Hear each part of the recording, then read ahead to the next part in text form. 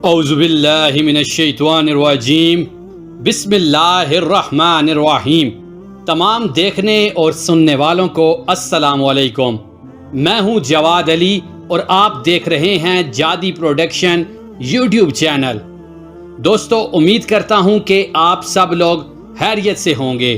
اس video میں آپ دوستوں کو حضرت موسیٰ علیہ السلام اور فرعون کا واقعہ بتاؤں گا۔ امید کرتا ہوں کہ آج کی یہ ویڈیو آپ دوستوں کو بہت پسند آئے گی۔ ویڈیو کو شروع کرتے ہیں۔ حضرت موسیٰ علیہ السلام اور فرعون کا واقعہ قرآن مجید کی ایک اہم کہانی ہے جو ایمان، صبر اور اللہ کی عظیم قدرت کا اظہار کرتی ہے۔ اس واقعے میں حضرت موسیٰ علیہ السلام کی پیدائش سے لے کر فرعون کے غرق ہونے تک کے واقعات کو تفصیل سے بیان کیا گیا ہے۔ یہ واقعہ نہ صرف اسلامی تاریخ کا ایک اہم حصہ ہے بلکہ اس میں ہمیں بہت سی نصیحتیں اور سبق ملتے ہیں۔ اس تفصیلی بیان میں ہم حضرت موسیٰ علیہ السلام اور فرعون کے واقعے کو قرآن کے حوالے سے بیان کریں گے۔ حضرت موسیٰ علیہ السلام کی پیدائش اور ابتدائی زندگی۔ حضرت موسیٰ علیہ السلام کی پیدائش ایک ایسے وقت میں ہوئی جب مصر کے بادشاہ فرعون نے بنی اسرائیل پر ظلم و ستم کی انتہا کر دی تھی۔ فرعون نے خواب دیکھا تھا کہ بنی اسرائیل میں سے ایک لڑکا پیدا ہوگا جو اس کی حکومت کے زوال کا سبب بنے گا۔ اس خواب کی وجہ سے فرعون نے حکم دیا کہ بنی اسرائیل کے تمام نومولود لڑکوں کو قتل کر دیا جائے اور صرف لڑکیوں کو زندہ چھوڑا جائے۔ اس حکم کے بعد بنی اسرائیل میں ایک خوفناک حالت پیدا ہو گئی تھی، لیکن اللہ تعالیٰ کی قدرت دیکھیں کہ حضرت موسیٰ علیہ السلام کی پیدائش کے وقت ان کی والدہ کو ایک خاص وحی کے ذریعے تسلی دی گئی۔ اللہ تعالیٰ نے ان کی والدہ کو حکم دیا کہ جب وہ اپنے بیٹے کی جان کو خطرے میں محسوس کریں تو اسے ایک صندوق میں رکھ کر دریائے نیل میں چھوڑ دیں۔ اللہ تعالیٰ نے وعدہ کیا کہ وہ ان کے بیٹے کو محفوظ رکھے گا اور اسے واپس ان کے پاس لائے گا۔ قرآن مجید میں اللہ تعالیٰ نے فرمایا، اور ہم نے موسیٰ کی ماں کو وحی کی کہ اس کو دودھ پلا، پھر جب تو اس کے بارے میں کوئی خوف کرے تو اسے دریا میں ڈال دے، اور خوف نہ کر اور نہ غم کر، بے شک ہم اسے تیرے پاس واپس لانے والے ہیں اور اسے رسول بنانے والے ہیں۔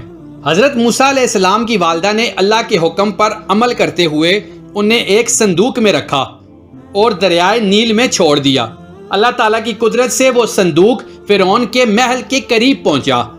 فرعون کی بیوی آسیہ جو خود اللہ پر ایمان رکھتی تھی، اس نے حضرت موسیٰ علیہ السلام کو دیکھا اور انہیں اپنی گود میں لے لیا۔ انہوں نے فرعون کو اس بچے کو قتل کرنے سے روکا اور کہا کہ وہ اسے اپنا بیٹا بنانا چاہتی ہے۔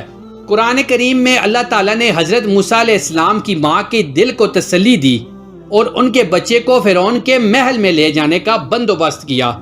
قرآن پاک میں اللہ تعالیٰ نے فرمایا، پس ہم نے اسے اپنی ماں کے پاس واپس بھیج دیا تاکہ اس کی آنکھ ٹھنڈی ہو اور وہ غم نہ کرے۔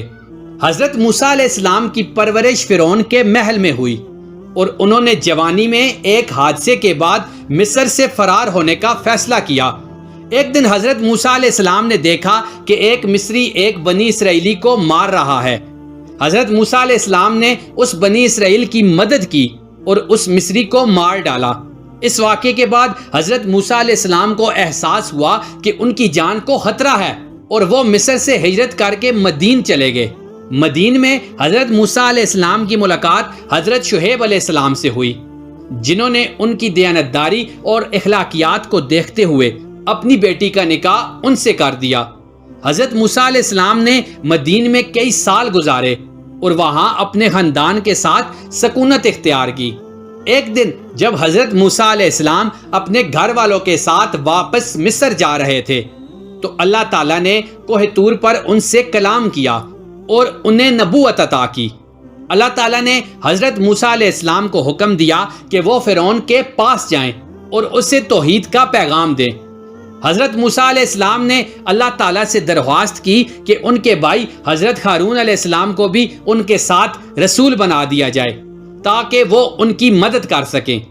قرآن میں اللہ تعالیٰ نے حضرت موسیٰ علیہ السلام سے فرمایا، اور جب وہ وہاں پہنچا تو ایک مبارک جگہ میں وادی کے دائیں کنارے سے ایک درخت سے آواز آئی کہ اے موسیٰ، بے شک میں ہی اللہ ہوں، تمام جہانوں کا رب۔ اللہ تعالیٰ نے حضرت موسیٰ علیہ السلام کو معجزات عطا کیے، جیسے کہ ان کا عصا مبارک سانپ بن جانا اور ان کا ہاتھ چمکنا۔ یہ معجزات اس بات کی نشانی تھے کہ حضرت موسیٰ علیہ السلام واقعی اللہ کے نبی ہیں، اور وہ فرعون کو اللہ کے عذاب سے ڈرانے کے لیے بھیجے گئے ہیں۔ حضرت موسیٰ علیہ السلام اور حضرت ہارون علیہ السلام فرعون کے دربار میں گئے اور اسے اللہ کا پیغام سنایا۔ انہوں نے فرعون سے کہا کہ وہ اللہ پر ایمان لائے اور بنی اسرائیل کو آزاد کر دے، لیکن فرعون نے انکار کیا اور حضرت موسیٰ علیہ السلام کو جادوگر قرار دے دیا۔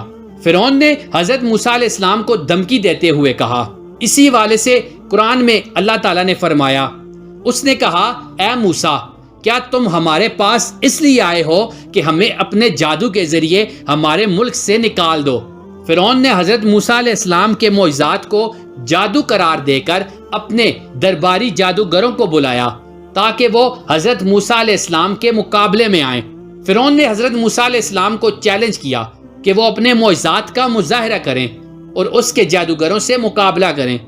جب حضرت موسیٰ علیہ السلام نے اللہ کے حکم سے اپنا عصا مبارک زمین پر ڈالا تو وہ ایک بڑا سانپ بن گیا جو جادوگروں کے سارے جادو کو نکل گیا۔ یہ منظر دیکھ کر جادوگر اللہ پر ایمان لے آئے اور حضرت موسیٰ علیہ السلام کی نبوت کو تسلیم کر لیا، لیکن فرعون نے اپنی سرکشی جاری رکھی اور جادوگروں کو قتل کرنے کا حکم دیا۔ اللہ تعالیٰ نے قرآن میں حضرت موسیٰ علیہ السلام کے معجزات کے بارے میں فرمایا، پھر موسیٰ نے اپنا عصا ڈال دیا تو وہ لوگ بنا رہے تھے اسے نگل گیا۔ حضرت موسیٰ علیہ السلام نے فرعون سے کئی بار مطالبہ کیا کہ وہ بنی اسرائیل کو آزاد کر دے، لیکن فرعون نے ہر بار انکار کیا اور حضرت موسیٰ علیہ السلام کی باتوں کو نظر انداز کیا۔ اللہ تعالیٰ نے فرعون اور اس کی قوم پر مختلف عذاب نازل کیے تاکہ وہ اپنی سرکشی سے باز آ جائیں اور حضرت موسیٰ علیہ السلام کے مطالبے کو مان لیں۔ اللہ تعالیٰ نے فرعون کی قوم پر قحط، ٹڈیوں کی بارش، جوئیں، مینڈک اور خون جیسے عذاب نازل کیے، لیکن ہر عذاب کے بعد فرعون نے توبہ کرنے کے بجائے مزید سرکشی کی اور حضرت موسیٰ علیہ السلام کو جھٹلایا۔ قرآن میں اللہ تعالیٰ نے فرعون اور اس کی قوم پر عذاب نازل کرتے ہوئے فرمایا، پس ہم نے ان پر طوفان، ٹڈی، جوئیں، مینڈک اور خون جیسے نشانات بھیجے جو واضح نشانیاں تھیں، پھر بھی انہوں نے تکبر کیا اور وہ مجرم لوگ تھے۔ آخرکار اللہ تعالیٰ نے حضرت موسیٰ علیہ السلام کو حکم دیا کہ وہ بنی اسرائیل کو لے کر مصر سے نکل جائیں۔ حضرت موسیٰ علیہ السلام نے اللہ کے حکم پر عمل کرتے ہوئے بنی اسرائیل کو رات کے وقت مصر سے نکالا اور بحر کلزم یعنی کہ ریڈ سی کی طرف روانہ ہوئے۔ جب فرعون کو بنی اسرائیل کے خروج کی خبر ملی تو وہ اپنی فوج کے ساتھ ان کا پیچھا کرنے لگا۔ حضرت موسیٰ علیہ السلام اور بنی اسرائیل جب بحر کلزم کے کنارے پہنچے تو اللہ تعالیٰ نے حضرت موسیٰ علیہ السلام کو حکم دیا کہ وہ اپنا عصا دریا پر مار دیں۔ حضرت موسیٰ علیہ السلام نے اللہ کے حکم کے مطابق اپنا عصا دریا پر مارا تو دریا میں ایک راستہ بن گیا اور حضرت موسیٰ علیہ السلام اور بنی اسرائیل محفوظ طریقے سے دریا کو پار کر گئے۔ اس کے بارے میں قرآن مجید میں اللہ تعالیٰ نے فرمایا، پس ہم نے موسیٰ کی طرف وحی کی کہ اپنے عصا کو سمندر پر مارو تو وہ پھٹ گیا اور ہر حصہ ایک بڑے پہاڑ کی مانند ہو گیا۔ جب فرعون اور اس کی فوج بنی اسرائیل کا پیچھا کرتے ہوئے دریا کے اندر داخل ہوئے تو اللہ تعالیٰ نے دریا کو دوبارہ اپنی حالت میں لوٹا دیا اور فرعون اور اس کی فوج کو غرق کر دیا۔ اس طرح فرعون کی سرکشی کا انجام ہوا اور اللہ تعالیٰ نے حضرت موسیٰ علیہ السلام اور بنی اسرائیل کو فرعون کے ظلم و ستم سے نجات دی۔ اللہ تعالیٰ نے قرآن میں فرعون کے غرق ہونے کے بارے میں فرمایا، پھر ہم نے ان پر سمندر کو بند کر دیا اور ان کو غرق کر دیا کیونکہ وہ ظلم کرتے تھے۔ فرعون کا غرق ہونا ایک عظیم سبق ہے کہ اللہ کے نافرمانوں کا انجام ہمیشہ تباہی ہوتا ہے۔ فرعون کے غرق ہونے کے بعد اللہ تعالیٰ نے اس کے جسم کو محفوظ رکھا تاکہ آنے والی نسلوں کے لیے عبرت کا نشان بن جائے۔ فرعون کا جسم آج بھی مصر کے عجائب گھروں میں موجود ہے اور یہ ایک زندہ ثبوت ہے کہ اللہ تعالیٰ کی قدرت سے کوئی فرار نہیں ہو سکتا۔ اللہ تعالیٰ نے قرآن مجید میں فرعون کے جسم کو محفوظ رکھنے کے بارے میں فرمایا، پس آج ہم تیرے جسم کو بچا لیں گے تاکہ تو اپنے بعد آنے والوں کے لیے نشان عبرت بن جائے، اور بے شک اکثر لوگ ہماری آیات سے غافل ہیں۔ فرعون کی ہلاکت کے بعد حضرت موسیٰ علیہ السلام نے بنی اسرائیل کو اللہ کے احکامات کے مطابق ایک نئی زندگی کی طرف رہنمائی کی۔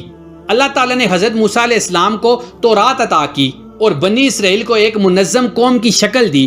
حضرت موسیٰ علیہ السلام نے بنی اسرائیل کو اللہ کے احکامات پر عمل کرنے کی تلقین کی اور انہیں دنیا اور آخرت کی کامیابی کے راستے پر چلنے کی ہدایت دی۔ دوستو، اس ویڈیو سے ہمیں یہ نتیجہ ملتا ہے کہ حضرت موسیٰ علیہ السلام اور فرعون کا واقعہ ایک عظیم درس ہے کہ اللہ کی راہ میں صبر و استقامت اختیار کرنے والوں کو ہمیشہ کامیابی ملتی ہے، جبکہ ظلم و ستم کرنے والوں کا انجام ہمیشہ تباہی ہوتا ہے۔ اللہ تعالیٰ کی قدرت کے سامنے دنیا کی کوئی طاقت نہیں ٹھہر سکتی، اور آخر کار فتح اللہ کی فرمانبرداروں کی ہوتی ہے۔ دوستو، امید کرتا ہوں کہ آپ دوستوں کو یہ ویڈیو پسند آئی ہوگی۔ اگر آپ دوستوں کو ویڈیو پسند آئے تو ویڈیو کو لائک کر دیں اور اس ویڈیو کو دوستوں کے ساتھ شیئر کر دیں، اور ہمارے چینل کو بھی سبسکرائب کر دیں اور ساتھ موجود گھنٹی کے نشان کو دبائیں تاکہ آپ نئے آنے والی ویڈیوز کو بآسانی دیکھ سکیں۔ اور ملتے ہیں اگلی ویڈیو میں، تب تک کے لیے آپ اپنا بہت سارا خیال رکھیے گا۔ خدا حافظ۔